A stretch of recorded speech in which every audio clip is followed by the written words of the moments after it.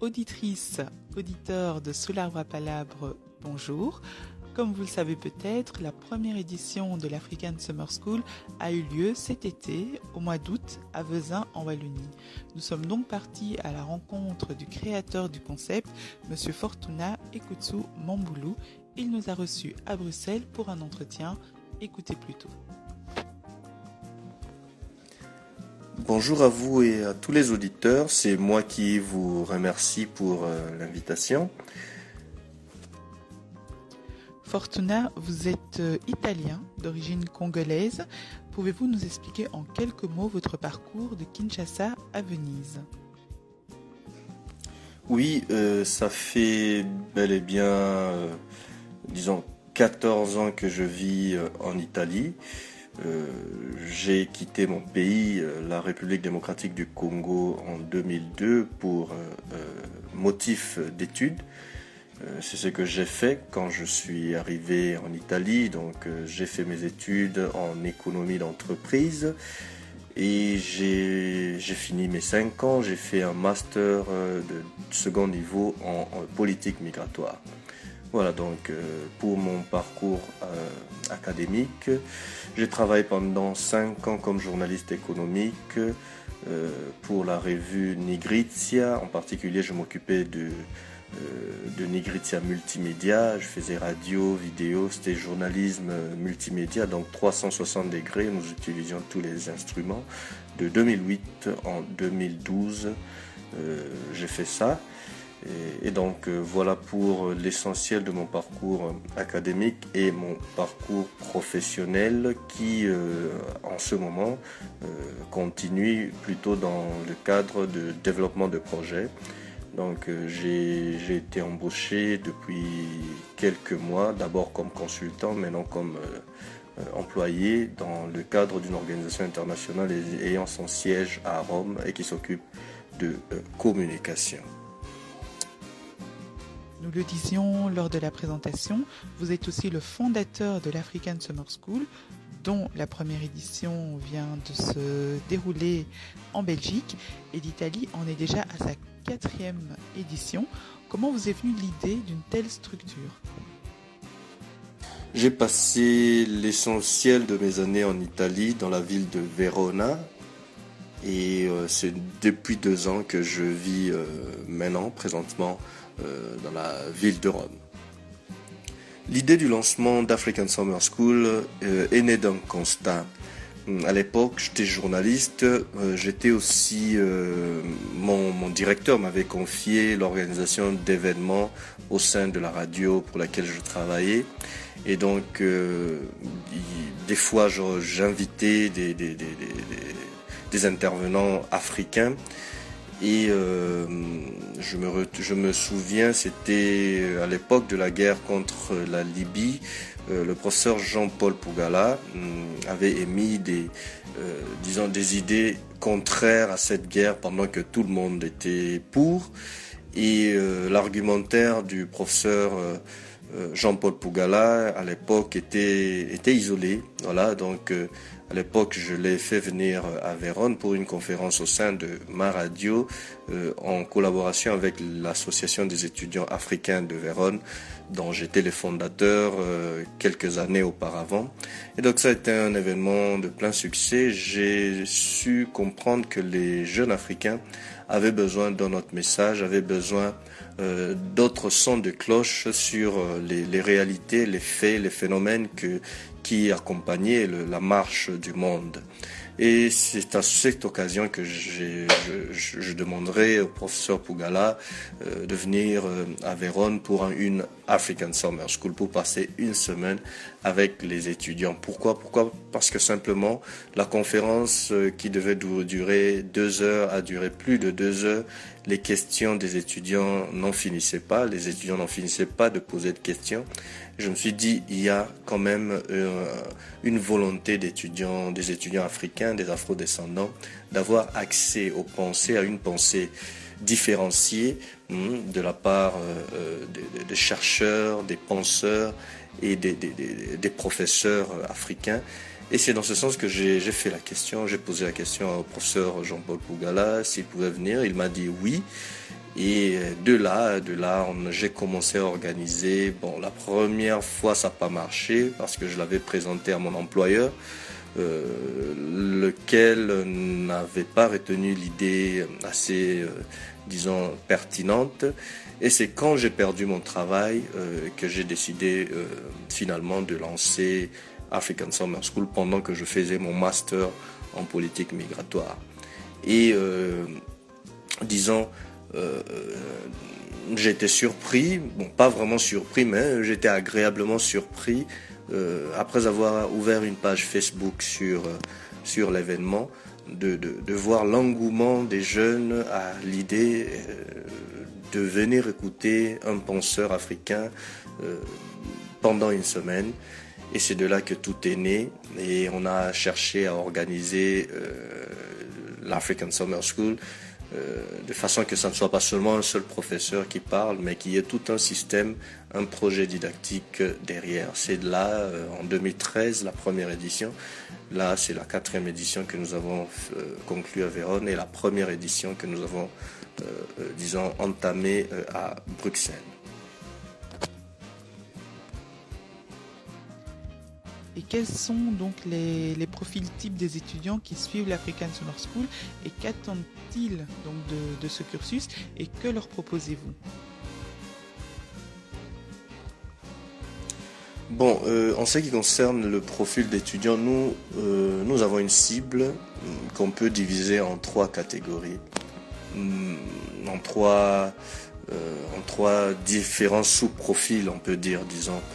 Nous avons les afro-descendants, donc les étudiants et les jeunes africains qui sont nés ou qui ont grandi hors du continent africain, disons en Europe.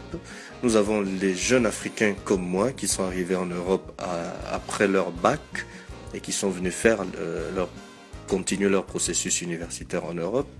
Et nous avons aussi les jeunes, disons, européens qui sont non africains, mais qui sont intéressés à l'Afrique et qui ont aussi besoin d'écouter un autre son de cloche par rapport, disons, à la vision de la marche du continent africain. Parce que, comme vous le savez bien, sur ce qui se dit du continent, il y a une vision dominante, celle occidentale. Nous ne devons pas nous voiler la face à dire ceci, et c'est reconnu.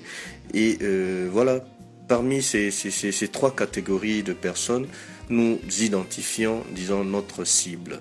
Et voilà, donc c'est à eux que nous proposons notre projet éducatif.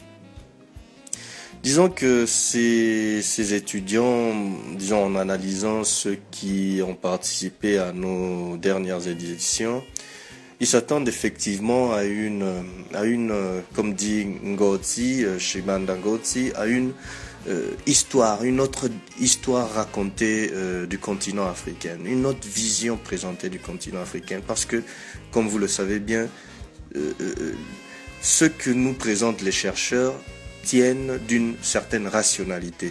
C'est-à-dire, selon les rationalités, nous pouvons effectuer différents types de recherches. Alors, nous savons qu'il y a des chercheurs africains, des penseurs qui n'entrent pas dans la logique, qui n'entrent pas forcément dans la logique occidentale de la vision et de la lecture de la réalité africaine.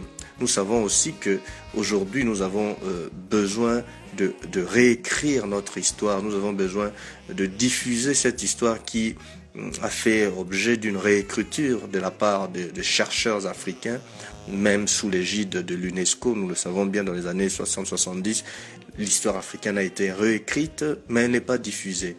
Donc ces jeunes viennent chez nous parce qu'ils ont conscience de cela, ils ont besoin d'avoir accès à ces ressources intellectuelles, culturelles que nous essayons de choisir avec discipline, avec professionnalisme, pour que African Summer School ne soit pas perçu comme un lieu de militantisme, mais un lieu effectivement académique et de diffusion du savoir. Alors, on le voit, il y a une mouvance panafricaine actuellement au sein de la jeunesse afrodescendante. Est-ce que l'African Summer School s'inscrit dans le mouvement d'un point de vue idéologique ? African Summer School se veut être un lieu de diffusion de savoir, comme j'ai dit, d'un savoir académique, d'un savoir qui ne soit pas objet de militantisme. Nous savons bien que la démarche que nous menons est une démarche effectivement politique, mais nous voulons la faire selon certaines normes pour que la qualité soit garantie, pour que tout ce qui vient d'African Summer School du point de vue didactique soit vérifiable, ne soit pas facilement, disons, mis sous la mire des attaques et différents d'autres possibilités, disons, de remise en question. Donc c'est une démarche effectivement et nous l'avons voulu à partir de la deuxième année que ce soit une démarche universitaire. Voilà. Nous nous inscrivons dans une logique simple, c'est celle de la renaissance africaine et du panafricanisme. C'est-à-dire nous parlons de l'Afrique, nous nous appelons African Summer School, donc nous voulons parler de l'Afrique tout entière et principalement l'Afrique noire, subsaharienne, même si nous ne sommes pas fermés à l'exploration même de l'Afrique du Nord. Mais pour le moment, ce que nous avons fait, c'est surtout sur l'Afrique subsaharienne, l'Afrique historique. Et nous nous inscrivons dans cette logique du panafricanisme, nous nous inscrivons dans la logique de la renaissance africaine qui prône effectivement une reprise de la conscience historique. Et c'est un des combats le plus importants que mènent les jeunes Africains, mais nous voulons le mener sous un autre point de vue, pas sous un point de vue de militantisme, mais d'un point de vue scientifique, d'un point de vue universitaire. Et les African Summer Schools sont en réalité des sessions de séminaires universitaires offerts à tout le monde pour que, effectivement, en fin de compte, le savoir produit par les chercheurs africains, les penseurs africains, soit transmis à un public qui a besoin d'écouter ce savoir et qui a besoin d'avoir accès à ce savoir. Voilà, c'est-à-dire que nos professeurs sont afrodescendants, soit africains. Nous avons fait ce choix politique pour que finalement ces professeurs puissent avoir un espace libre, un espace de qualité pour transmettre ce savoir et pour se connaître aussi. À African Summer School, les professeurs ont l'occasion de se connaître, de se côtoyer et cela nous fait énormément plaisir. Et l'African Summer School fait déjà des petits, donc entre la Belgique, le Congo à la fin du mois d'août et bientôt l'Allemagne, le réseau prend de l'ampleur et se fait connaître. Comment gérez-vous l'organisation de toutes ces nouvelles structures et du contenu, donc des professeurs, de la transmission? Est-ce que vous n'avez pas peur, à force de grandir aussi vite, de perdre un peu l'essence du projet? Bon, le développement international d'African Summer School a été pensé déjà il y a 2 ans. Donc pour nous, ce n'est pas une surprise. Et c'est pensé et c'est organisé d'un point de vue stratégique. L'e-learning de Kinshasa, c'est un test que nous faisons avec nos compatriotes, nos frères africains. Et comme vous le savez bien, c'est en Afrique qu'il faudra bien évidemment emmener la connaissance, diffuser la connaissance, parce que vous savez bien que nos universités, à part quelques rares exceptions, sont encore de type colonial. Donc le terrain africain nous intéresse énormément et nous devons, disons, aussi pouvoir opérer dans ce cadre. Donc l'e-learning de Kinshasa est un test que nous effectuerons cet été. Voilà, il y a eu la naissance d'African Summer School Bruxelles. Vous savez bien, Bruxelles, c'est le centre des institutions internationales et c'est un lieu où vivent plusieurs communautés africaines. Nous ne pouvions que commencer notre processus d'internationalisation d'African Summer School dans cette capitale européenne, siège aussi des institutions européennes. Et ce développement ne nous fait pas peur parce qu'elle a été pensée. Elle se fera selon des standards de qualité pour que le concept soit respecté et que en fin de compte l'union fasse la force, quoi. Voilà. Donc le développement rentre dans un cadre d'affiliation. Donc les summer schools qui naissent dans d'autres villes seront affiliés à African Summer School Italie sous notre association Africa's Friends, qui pour cela a déjà organisé toute une structure de gouvernance pour garantir l'harmonie, la qualité dans toutes les autres African Summer Schools qui naîtront, pour que le cœur de notre travail soit effectivement une didactique bien organisée, des professeurs d'excellence choisis avec des critères que nous tous nous devrons respecter. Voilà. Donc le tout sera fait avec ordre, comme le faisaient bien évidemment nos ancêtres, qui sont nos références, nos ancêtres égyptiens dans ce cas. Voilà, il y aura de l'ordre, il y aura la recherche aussi de la beauté pour que le concept tel qu'il a été pensé, c'est-à-dire cours résidentiels, des cours universitaires, le cœur de la didactique qui est voué à la diffusion de la pensée, à l'incitation, à l'action qui entrepreneuriale, du point de vue social, culturel, mais bien évidemment aussi du point de vue du business. Voilà, tous ces éléments du concept seront respectés. Il y aura bien évidemment pour le respect, le contrôle fait par les leaders locaux d'African Summer School, par nous-mêmes, et ce sera dans un cadre coordonné de leadership. Il y aura une coordination, un board of directors pour coordonner le travail, et prochainement naîtra aussi un comité scientifique fait de professeurs qui nous accompagnent depuis quelques années, en qui nous avons confiance, avec lesquels nous avons développer des relations d'amitié, de cordialité, de professionnalisme, d'éthique, et avec eux nous travaillerons. Donc il y aura bien une gouvernance bien huilée qui va essayer d'accompagner tout ce travail d'internationalisation. Est-ce que vous envisagez de reproduire le concept pour des plus jeunes, voire des très très jeunes? Parce qu'on le sait, l'avenir ce sont les enfants, et il faut les mettre au plus tôt, donc au parfum de tous ces défis qui les attendent. Est-ce que c'est dans la continuité des choses?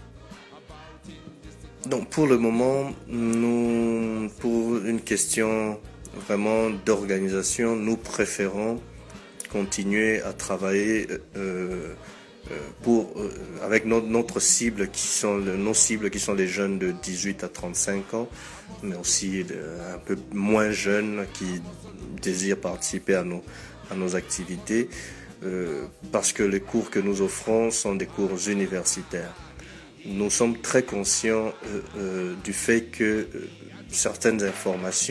une certaine formation doit être organisée pour les plus jeunes, mais nous préférons pour le moment essayer de consolider le travail que nous avons commencé, c'est-à-dire c'est un travail purement universitaire, pour par après voir, une fois que ce travail sera consolidé, une fois que l'internationalisation sera consolidée, pourquoi pas se lancer aussi dans d'autres secteurs, c'est-à-dire celui des plus jeunes, que nous considérons très très très primordial, mais dont nous n'avons pas, pour lesquels nous n'avons pas encore les moyens, d'organisation nécessaires.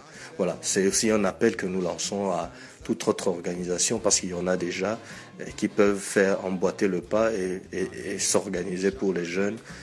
Pourquoi pas, ça serait toujours un travail que nous accompagnerons, que nous allons soutenir. Voilà, merci de nous avoir invités. Nous vous souhaitons aussi plein succès à vos activités radiophoniques. Merci aux auditeurs de nous avoir écoutés. Voilà, ils peuvent toujours nous rejoindre sur Bruxelles, c'est www.africansummerschool.be. Pour le site véronais, c'est www.africansummerschool.org. Les sessions s'organiseront l'été 2017. Dès le début de l'année prochaine, les campagnes d'inscription seront déjà en cours. Ceux qui n'ont pas pu nous rejoindre cette année pourront toujours nous rejoindre l'année prochaine. Ils pourront ainsi faire partie de nos jeunes formés, de nos non-participants qui seront en réalité les artisans de la Renaissance africaine. Parce que c'est ça notre leitmotiv, former les artisans de la Renaissance africaine. Merci à vous vraiment et bon travail. Nous sommes ensemble, même aussi pour le futur. Auditrices, auditeurs de Sous l'arbre à palabre, merci d'avoir été avec nous. Merci de continuer à nous suivre sur les réseaux sociaux. Quant à moi, je vous retrouve le dimanche 4 septembre donc pour la rentrée des émissions de Sous l'arbre à palabre avec la Diaspora Chuchote sur le 92.1 FM pour les personnes qui sont à Bruxelles ou alors sur le www.arbreapalabre.be.